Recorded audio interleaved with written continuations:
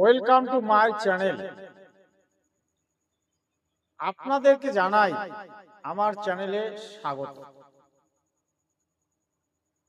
আমাদের পশ্চিমবঙ্গে বর্তমানে ডাবল ইঞ্জিনের সরকার চলছে। আমাদের মাননীয় মুখ্যমন্ত্রী শুভেন্দু অধিকারী, তাকে আমরা যশস্বী মুখ্যমন্ত্রী বলছি।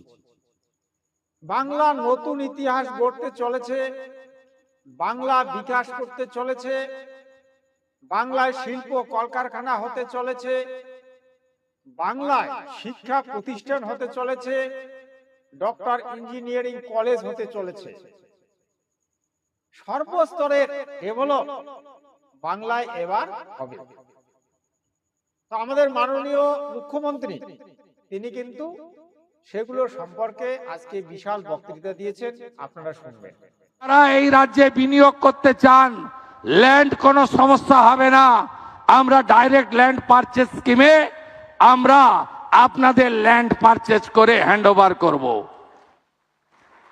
ল্যান্ড সিলিং পলিসি একদম চেঞ্জ করে দেব। আর শুনে রাখুন, আপনারা 100 কোটি টাকার বেশি যারা ইনভেস্ট করবেন, কোন পঞ্চায়েত, পুরসভা, কর্পোরেশন, জেলা পরিষদ, পঞ্চায়েত সমিতি থেকে পারমিশন নিতে হবে না। যত গন্ডগোল ওইখানে, যত দাদাগিরি ওইখানে, যত হ্যারাসমেন্ট ওইখানে, যারা 100 কোটি টাকার বেশি ইনভেস্ট করবেন তাদের সেন্ট্রালি সিঙ্গেল উইন্ডো সিস্টেমে WBITDC, environment department, land department আপনাদের এনওসি লাইসেন্স দেবে। আপনারা এখানে ইনভেস্ট করুন। लाखों जी परिवार की दूसरा प्रदेश से भी कुछ लोग आया है। बंगाल में मौसम बदल गया है। बंगाल विकास और तरक्की की मार्ग पर चल रहा है। आने वाला कुछ दिन के अंदर बहुत बड़ा बड़ा प्रोजेक्ट में इन्वेस्टमेंट होगा। 17 तारीख मेजिया में 15,000 करोड़ का सैम स्टील का नया प्रोजेक्ट का भूमि पूजन होगा। ऑनरेबल होम मिनिस्टर आ रहा है। अमूल का एक बड़ा प्लांट धूलागढ़ में, उनका भूमि पूजन भी इस महीने हो जाएगा। दुर्गापुर में एक 4,000 करोड़ का प्रोजेक्ट, एक स्टील प्लांट का एक्सपेंशन, वो भी अगस्त फर्स्ट वीक में हो जाएगा। आप उम्मीद का साथ आपको मैं ये कमिटमेंट देता हूं, बंगाल सरकार, पश्चिम बंगाल सरकार डॉक्टर श्यामा प्रसाद मुखर्जी का जो सपना था वो सपना पूरा करेगा। और मोदी जी का जो स्लोगन है, विकास भी होगा, विरासत भी होगा, उसी मार्ग पर सरकार चलेगा। मैं लाखों जी परिवार को फिर एक बार मेरा दिल से आभार प्रकट करते हुए, बंगाल में सब इंडस्ट्रियलिस्ट, बिजनेसमैन पूरा देश से आकर बंगाल को बदल कीजिए। सोमिकदा ने बोला है, nature gifted everything, God gifted everything. ये जो लाखों जी प्लांट है ना, ये गंगा माता का इतना शुद्ध पानी इससे ही चलता है। इसका यहाँ पानी का कोई कमी नहीं है, रॉ मटेरियल का कोई कमी नहीं है, रेल मार्ग, राजमार्ग मार्ग का कोई कमी नहीं है।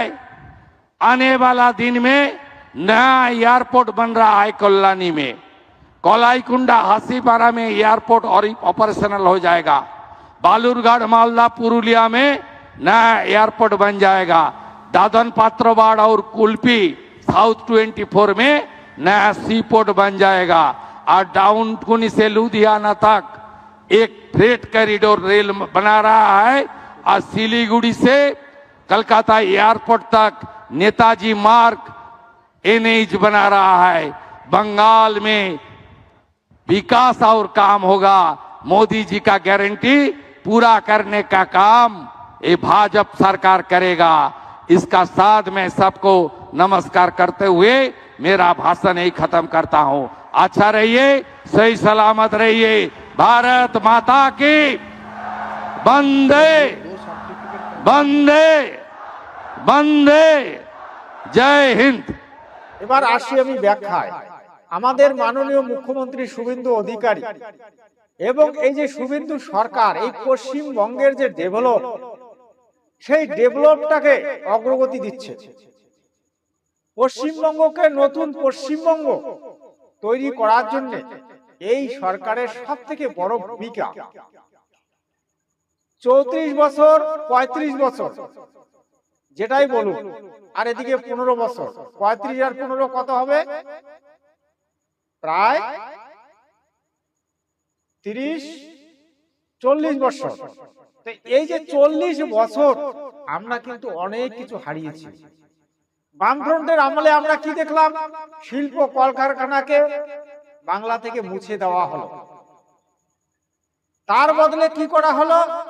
যত বাংলাদেশি সনাতনী, বাংলাদেশি মুসলমানকে এই জায়গায় ঠাঁই দেওয়া হলো, মানে বাংলাদেশের ফ্যাক্টরি খোলা হলো। তারপরে আমরা তৃণমূলী সরকারের আমলে কি দেখলাম? সেও ওই ভোট ব্যাংকের জন্য বাংলাদেশিকে এখানে স্থান দিল এবং সে 1000 টাকা 500 টাকা এরকম করে মানুষকে টাকা দিল। কৃষক বন্ধু, লক্ষ্মীর ভান্ডার, বিভিন্ন ধরনের প্রকল্প, প্রায় 50-60টা প্রকল্প তিনি খুললেন। তিনি মানুষকে আঁচলে বেঁধে রাখতে চাইলেন।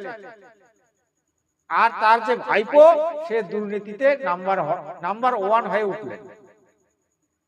দুর্নীতি যখন তার সরকারের মধ্যে প্রবল ভাবে এসে গেল, সরকার তার ডুবে গেল, মানুষ তাকে একেবারে উৎখাত করে মুছে দিল।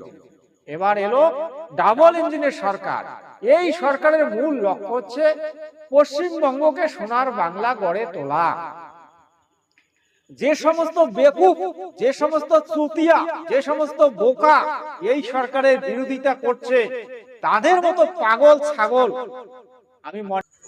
আপনারা শুভেন্দু অধিকারীর বক্তব্য এতক্ষণ ধরে শুনলেন এবং শুভেন্দু সরকার এই বাংলার জন্যে, তিনি শিল্পকে নিয়ে আসার জন্যে যে ভূমিকাগুলি, যে কর্তব্যগুলি, যে আইন ব্যবস্থা তৈরি করা, যে পথ তৈরি করা, যে জমির ব্যবস্থা করা, তিনি কিন্তু সর্বদিক দিয়ে আইন অনুসারে তিনি সেই কাজগুলি করবেন। কিন্তু কিছু সংখ্যক চুতিয়া, বাউরিগান, ঘোষড়িকে এরা সরকারের বিরোধিতা করছে। নানান ধরনের ওই মমতার আমলের যে কূটনৈতিক, মমতার আমলের যে ওই দুর্নীতি, মমতার আমলের যে বেইমানি, সেই বেইমানিগুলিকে তারা আবার নতুন করে চালু করতে চায়। তো এরা এগুলো করতে পারবে না। এদেরকে এমন ভাবে কোণঠাসা করে দেওয়া হবে যেটা এরা স্বপ্নেও কোনোদিন ভাবে। পশ্চিমবঙ্গের সঙ্গে মমতা ব্যানার্জি বেইমানি করেছে, পশ্চিমবঙ্গের সঙ্গে বামফ্রন্ট সরকার বেইমানি করেছে, পশ্চিমবঙ্গের সঙ্গে কংগ্রেস যে ডক্টর বিধানচন্দ্র রায় বেইমানি করেছে। কিন্তু এই শুভেন্দু সরকার যদি বেইমানি করে, তার প্রতিফল কিন্তু ভয়ঙ্কর হবে। মানুষ কিন্তু ডিম মারছে, ডিম ছুঁড়ে মারছে। মানুষ কোমরে দড়ি বেঁধে রাস্তায় ঘুরি নিয়ে বেড়াচ্ছে ওই শয়তান, ওই দুর্নীতি করা লোকগুলোকে। তারপরে যে ভূমিকাটা হবে, সে ভূমিকাটা হবে পুলিশের এনকাউন্টার করতে হবে না, সোজা মানুষ এনকাউন্টার করবে। এটা মাথায় রেখে যে কোনো সরকার পশ্চিমবঙ্গে চালাতে হবে। পশ্চিমবঙ্গের মানুষ কি চায় সেটা জানতে হবে। আজকে 1 কোটিরও বেশি পরিযায়ী শ্রমিক। কেন এত পরিযায়ী শ্রমিক পশ্চিমবঙ্গে কি কারণে হলো? পশ্চিমবঙ্গে শিল্প কলকারখানা নেই। শ্রমিক সংখ্যা দিনের পর দিন বেড়ে যাচ্ছে, লোক সংখ্যা দিনের পর দিন বেড়ে যাচ্ছে। গণনা করে দেখবেন পশ্চিমবঙ্গ যতটা আয়তন, পশ্চিমবঙ্গের যতটা আয়তন তার থেকে বেশি লোক। রাজস্থান এমন একটা স্টেট যেটা বিরাট বড়, সেখানে যদি জনসংখ্যা দেখেন পশ্চিমবঙ্গের থেকে 3 গুণ কম। কোথার থেকে এলো ওই জনসংখ্যাগুলো? কোথার থেকে এসেছে? ওগুলো বাংলাদেশি সনাতনী। বারবার আমি বলবো, বাংলাদেশি মুসলিম। কটা মুসলমান চলে গেল, কটা বাংলাদেশি এখান থেকে চলে গেছে। পশ্চিমবঙ্গটা কি ধর্মশালা, উত্তরবঙ্গটা কি ধর্মশালা? এটা সরকারকে দেখতে হবে ভাই। আপনারা ধর্ম ধর্ম করে দেশের কোনোদিন ডেভেলপ করতে পারবেন না, কোনোদিন ডেভেলপ হবে না। দেশের রাজ্যের যদি ডেভেলপ করতে চান তাহলে এই জায়গার লোকাল লোককে নিয়ে, লোকাল লোককে প্রশিক্ষণ দিয়ে তবেই আপনি দেশের, দশের, সমাজের ডেভেলপ করতে পারবেন। কারণ ওই বহির্জাগতিক মানে বহির্জগতের লোকেরা, মানে বাইরের লোকেরা আপনার দুঃখ, মর্ম, ব্যথা, বেদনা, দেশাত্মবোধ, দেশাত্মগান ওরা গাইবে না।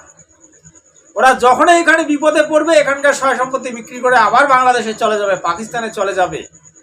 ওরা এসেছে এখানে সম্পত্তি লুট করতে, ওরা এসেছে এখানে ব্যবসা করতে, বাণিজ্য করতে, এখানে শিল্প স্থাপন করতে, এখানে রাজনীতি করতে, পলিটিক্স করতে।